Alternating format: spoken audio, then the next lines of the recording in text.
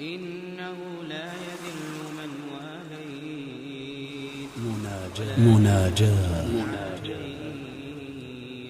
اللهم اهدنا فيمن هديت، وعافنا فيمن عافيت، وتولنا فيمن توليت، وبارك لنا فيما أعطيت، وقنا برحمتك واصرف عنا شر ما قضيت، إنك تقضي ولا يقضى عليك، إنه لا يذل من واليت ولا يعز من عاديت، تباركت ربنا وتعاليت. اللهم اقسم لنا من خشيتك ما تحول به بيننا وبين معاصيك، ومن طاعتك ما تبلغنا به جنتك، ومن اليقين ما تهون به علينا مصائب الدنيا، ومتعنا بأسماعنا وأبصارنا وقواتنا ما أبقيتنا، واجعله الوارث منا، واجعل ثأرنا على من ظلمنا، وانصرنا على من عادانا، ولا تجعل مصيبتنا في ديننا، واجعل الجنة هي دارنا، ولا تسلط علينا بذنوبنا من لا يخافك فينا ولا يرحمنا، برحمتك يا أرحم الراحمين.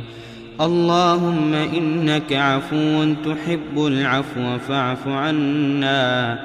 اللهم اغفر لنا في ليلتنا هذه أجمعين، وهب المسيئين منا للمحسنين.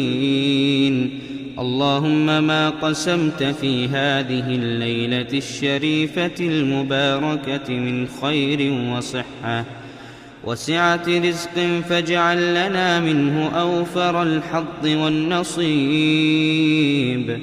وما أنزلت فيها من شر وبلاء وفتنة فاصرف عنا وعن المسلمين.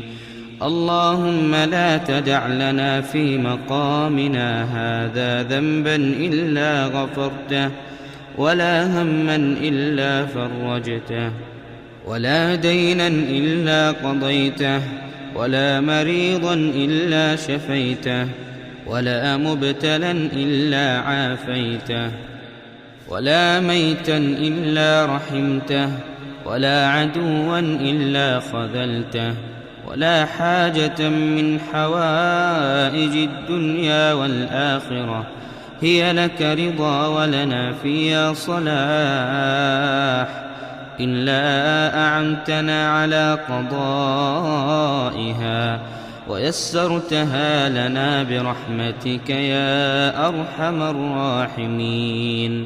اللهم تقبل منا إنك أنت السميع العليم، واغفر لنا إنك أنت الغفور الرحيم. اللهم إنا نعوذ برضاك من سخطك، وبمعافاتك من عقوبتك، وبك منك لا نحصي ثناء عليك، أنت كما أثنيت على نفسك. اللهم صل على نبينا محمد وعلى آله وصحبه وسلم.